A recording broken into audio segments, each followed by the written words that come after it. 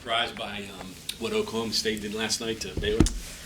Well, I think every game in this conference has been an incredible battle, and certainly watching that battle last night, it comes down to a couple little possessions, a couple plays. I shouldn't say a couple little possessions, come down to single possessions. And, I certainly have a great deal of respect for Baylor, as does our program. I mean, they're really tough on both ends of the court. They can push the ball up the court and score. They have great speed to attack quickly. They can really shoot it. They can attack the rim. They offensive rebound. And then they defend. They're just really stingy. They're tough to score on. So, just really solid all around. I guess you go into it with the mindset that they're going to be angry and motivated, and that's how you approach it with your team?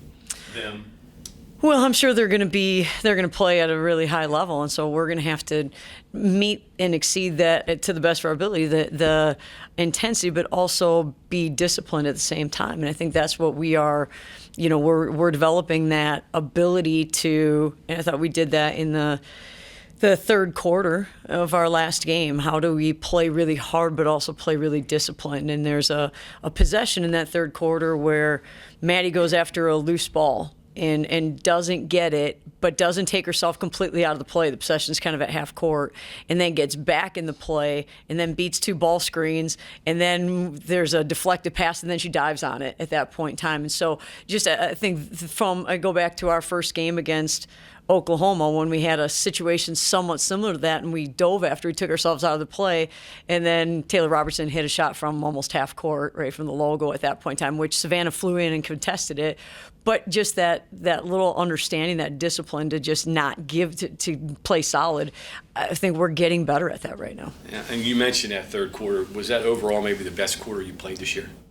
Well, I think it was the most disciplined quarter that we've played. I think we did some good things. We saw some different looks defensively. TCU came out and pressed. They guarded some ball screens a little bit differently.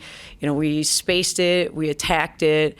We got to the rim, and then when we kicked it out, we got some really good shots out of it too. Defensively, we stayed really solid without fouling. I think that's something that we've got to continue to work on, is that we want to be aggressive and we want to play hard and we want to play smart, but we can't put ourselves in positions where the other team's scoring at the free throw line. I think the stat is correct, right, Andrew?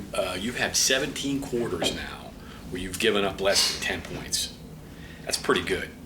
Is that what's that say? Is that team defense? Is that individual? What are you doing to do that? Well, it's all of it. It's team defense and finishing plays, and that's something that we didn't do a good job of in the second quarter against TCU. We kind of we flipped completely, where we fouled in the second quarter, put them at the free throw line, and we fouled on both ends of the court. We fouled trying to get offensive rebounds, trying to be aggressive. We fouled in some moving screen scenarios, a back screen scenario, some ball screen scenarios. So we put ourselves in tough spots on the offensive end by fouling, and then on the defensive end, we didn't box out and finish at the same level. But some of it comes down to when you don't finish plays, your positioning is you're out of position because you got beat on some action earlier, and now it's hard to get back.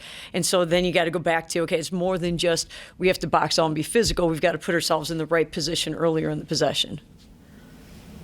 Coach, when talking about scoring, we've talked about Maddie and JJ a number of times, but these past couple of games, you've had some other players put up some double figures too.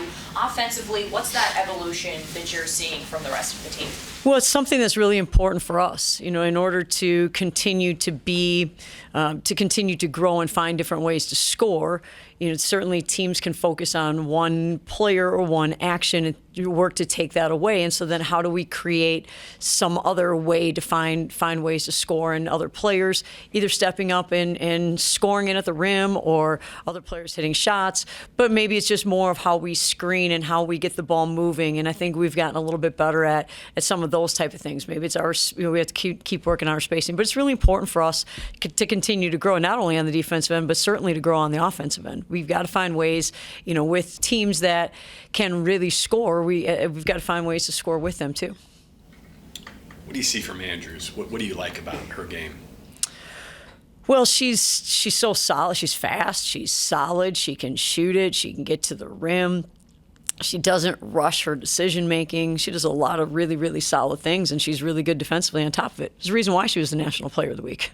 She does more than one thing really, really well. This is not a big Baylor team by Baylor standards. And I guess one of their players is out, right? Blackwell, I believe. She's been kind of in and out. Has that changed how you approach playing them, since they don't have that traditional Baylor size that they normally have?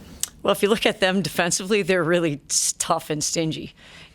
So maybe they don't have the same, shot blocker potential, but they do have kids that can block shots because they're long and athletic.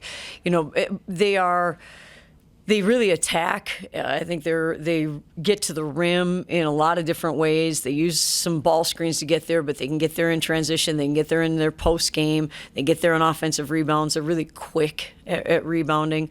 So I think they've found a way to be highly, highly successful doing what they're doing at this point in time. How different of a team are they with and without Blackwell? Well, Blackwell is someone who's their whole team has a great deal of experience. They have 4 or 5 kids four kids in their lineup that have played significant minutes at Baylor, very veteran kids. Then you add Blackwell to that mix, who is a kid who can score from outside, who can really get to the rim, who can score it at the rim, who draws a lot of fouls, but she also has a ton of experience too. Now, her experience may not be at Baylor per se, but she's played in a lot of big games and she knows what that looks like and what that takes. I think she plays with a lot of energy. She makes a lot of things happen for them. You faced, I guess, 4 of the players on this year's team you faced in the NCAA tournament last year. So winning Kaya, too, has played against them. Is there any carryover there? Well, there's carryover in a lot of things that the way they attack you. There's carryover that way, but the reality is they're a different team too because of they're graduating their 2 post kids, and we're a different team than we were. We played here at West Virginia last year, and certainly in South Dakota last year. So it'd be a very different, I think, attack approach.